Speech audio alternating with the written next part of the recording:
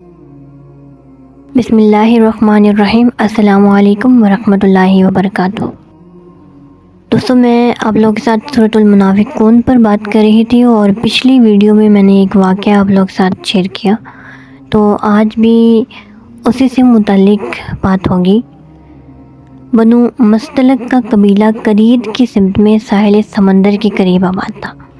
حضور کو اطلاع ملی کہ اس کا سردار حارث ابن ضرار اپنے قبیلے کے جنگجو بہادروں کو مسلمانوں پر حملہ کرنے کے لیے اکٹھا کر رہا ہے۔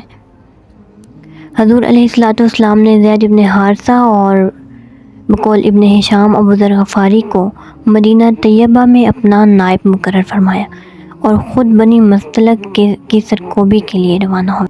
مریسی کے کنویں کے قریب دونوں لشکروں میں سخت لڑائی ہوئی۔ اللہ تعالیٰ کی نصرت سے مسلمانوں کو فتح ہوئی اور بنو مستلق شکست کھا کر وہاں سے بھاگے۔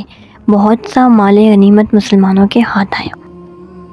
فتح کے بعد حضور نے چند روز اسی جگہ پر قیام فرمایا تاکہ مسلمان مجاہد جنگ کی تھکاوٹ کو دور کر لیں اور واپسی کے سفر سے پہلے تازہ دم ہو جائے۔ اسی اثناء میں خطرناک واقعہ رونما ہوا۔ حضرت عمر رضی اللہ عنہ حجاجہ ابن مسعود غفاری کو بطور خدمت اپنے ہمراہ لے گئے تھے تاکہ آپ کے گھوڑے کی دیکھ بھال کریں۔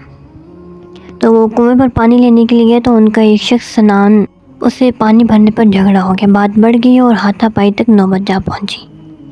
حجاجہ کے ایک ضرب سے سنان کو زخم آ گیا اور خون بہنے لگا۔ اس نے زمانہ جاہلیت کے دستور کے مطابق زور سے پکارا، یا معاشر الانصار، اے انصار میری مدد کو پہنچو، کیونکہ اس کا قبیلہ انصار کا حلیف تھا۔ حجاجہ نے اپنے بچاؤ کے لیے یا معاشر المہاجرین، اے مہاجرین میری مدد کو پہنچو کا نعرہ بلند کیا۔ دونوں طرف سے لوگ ہتھیار لیے ہوئے اپنے اپنے ساتھی کی مدد کو پہنچ گئے۔ قریب تھا کہ مسلمانوں کے دو گروہوں میں جنگ چھڑ جاتی اور بنی مسلق پر انہیں جو فتح حاصل ہوئی تھی وہ شکست میں بدل جاتی۔ حضور اپنے خیمے سے جلدی تشریف لے آئے اور دونوں فریقوں کو مخاطب کر کے فرمایا، یہ تم نے جاہلیت کے نعرے لگانے کیسے شروع کر دیے ہیں؟ اسلام قبول کرنے کے بعد جاہلیت کی پکار بڑی بری بات ہے، یہ بڑی گندی چیز ہے۔ حضور علیہ السلام کے مداخلت سے فتنہ فساد کے بھڑکتے ہوئے شعلے سرد ہو گئے۔ سنان نے حجاجہ کو معاف کر دیا اور معاملہ رفع دفع ہو گیا۔ منافقین تو اس واقعے سے بہت خوش تھے۔ یکایک آگ بجھ گئی تو ان کے دلوں میں حسد کی جو چنگاریاں سلگ رہی تھی وہ بھڑک اٹھی۔ ایک ایک کر کے عبداللہ کے پاس پہنچے اور اس پر برس پڑے کہ تو نے اس موقع پر ہماری کوئی امداد نہیں کی۔ اگر تو ذرا بھی گرمجوشی کا مظاہرہ کرتا تو آج ہم ان کا کچمر نکالے۔ معلوم ہوتا ہے کہ تم بھی اب ان کی طرفدار ہو گئے ہو اور ہماری وہ توقعات جو ہم نے تم سے وابستہ کر رکھے تھے ان پر تم نے پانی پھیر دیا ہے۔ وہ نابکار پہلے ہی غصے سے بڑا بھرا بیٹھا تھا۔ ان کا یہ طعنہ سن کر وہ پھٹ پڑا اور کہنے لگا، یہ سب تمہارے اعمال کا پھل ہے، اب اسے چکھو۔ تم نے ان مہاجروں کو آنکھوں پر بٹھایا، ان کے لیے اپنے گھروں کے دروازے کھول دیے، ان کے قدموں میں دولت کا ڈھیر لگا دیے۔ اب وہ اپنے پاؤں پر کھڑے ہو گئے ہیں تو ہمیں گھورنے لگے ہیں۔ تمہاری مثال بالکل ایسی ہے جیسے کسی نے کہا ہے کہ اپنے کتے کو پال کر موٹا کرو تاکہ وہ تمہیں ہی کاٹنے لگے۔ اگر تم ان لوگوں کو اپنا بچا کچا کھانا دینا بند کر دو تو وہ 2 دن میں ان کے دماغ درست ہو جائیں اور بھوک سے تنگ آ کر حضور کا اسم گرامی لے کر کہنے لگا، اس کو چھوڑ کر بھاگ جائیں گے، مجھے مدینہ واپس جانے دو، پھر تم تماشا دیکھنا۔ اگر ہم مدینہ واپس پہنچ گئے تو بخدا عزت والا وہاں سے ذلیل کو نکال دے گا۔ العز سے اس نے اپنے آپ کو مراد لیا اور دوسرے لفظ ازل سے حضور کی طرف اشارہ کیا۔ حضرت زید رضی اللہ عنہ ابن ارقم بھی اس مجلس میں موجود تھے۔ یارہ ضبط نہ رہا اور تراق سے بولے، بخدا تو ذلیل ہے، تو قلیل ہے، تو اپنی قوم میں مبغوض ہے اور ہمارے آقا محمد صلی اللہ علیہ وآلہ وسلم کو خداوند رحمان نے عزتیں بخشی ہیں اور اہل ایمان ان سے والہانہ محبت کرتے ہیں۔ ابن ابی بولا، خاموش ہو جاؤ، میں تو یوں ہی مذاق کر رہا تھا۔ حضرت زید غصے سے کانپتے ہوئے بارگاہ رسالت میں پہنچے اور سارا واقعہ کہہ سنایا۔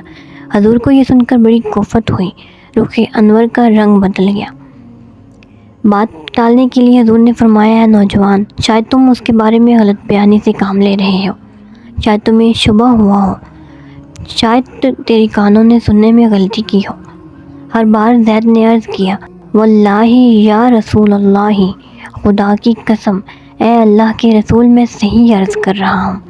سارے لشکر میں یہ بات پھیل گئی، انصار کے گروہ نے بھی زید کو ملامت کرنا شروع کی کہ ناسمجھ بچے نے خواہ مخواہ ہمارے سردار پر الزام لگایا اور اسے بدنام کیا ہے۔ حضرت زید نے کہا بخدا جو میں نے اپنے کانوں سے سنا ہے وہی بتایا ہے۔ حضرت عمر رضی اللہ عنہ کو علم ہوا تو خدمت اقدس میں حاضر ہوئے، عرض کیا میرے آقا مجھے اجازت دیجیے کہ میں اس منافق کی گردن اڑا دوں۔ اگر میرا اس کو قتل کرنا مصلحت کے خلاف ہے تو خود انصار میں سے معاذ ابن جبل یا عباد ابن بشر یا سعد ابن معاذ یا محمد ابن مسلمہ کو حکم فرمائیے کہ وہ اس کا سر قلم کر دے۔ تو اللہ کے محبوب نے فرمایا ایسا نہ کرو، لوگ کہیں گے کہ محمد اپنے ساتھیوں کو قتل کر رہا ہے۔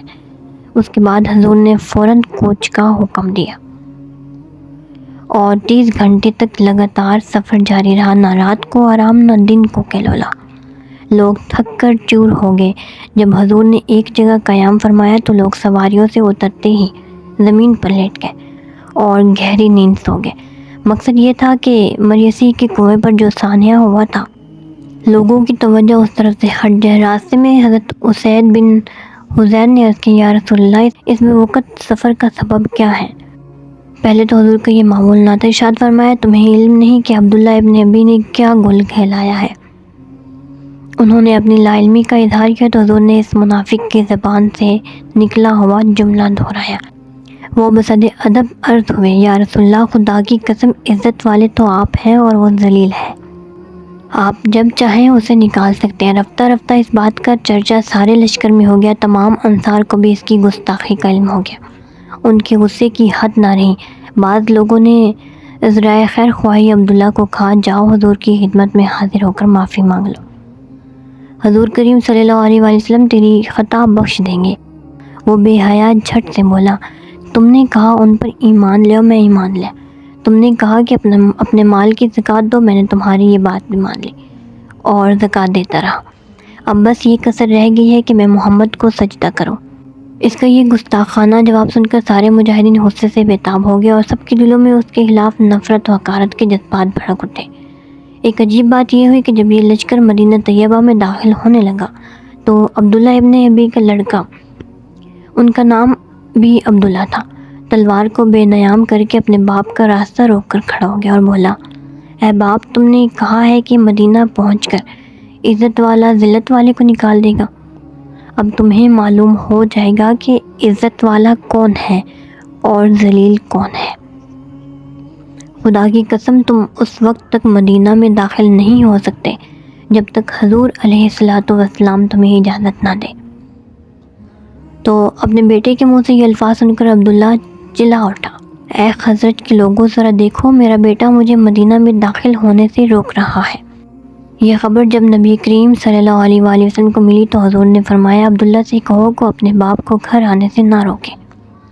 عبداللہ نے کہا اگر میرے آقا کا یہ حکم ہے تو اب میں اپنے باپ کو مدینہ میں داخل ہونے کی اجازت دیتا ہوں۔ اس وقت حضور نے حضرت عمر کو فرمایا اے عمر اگر تم اس وقت اس کو قتل کر دیتے تو انصار کے کئی لوگ ناراض ہوتے، آج اگر میں چاہوں تو اسے قتل کر سکتا ہوں، اس پر کوئی اعتراض بھی نہ ہوگا۔ حضرت عمر نے عرض کیا خدا کی قسم اب مجھے معلوم ہو گیا کہ اللہ کے رسول کی بات میری بات سے بہت زیادہ مبنی پر حکمت تھی۔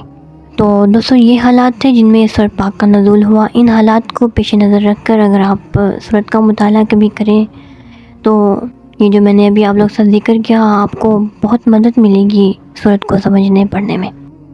باقی اس ویڈیو کے متعلق اپنی رائے کا اظہار مجھے ضرور دیجیے گا اور انشاءاللہ ایک نئے ٹاپک کے ساتھ پھر ملتے ہیں۔ جو نیو آیا ہے چینل پر وہ چینل کو ضرور سبسکرائب کریں اور مجھے سپورٹ کرتے رہیں۔ تھینک یو سو مچ۔ اللہ حافظ۔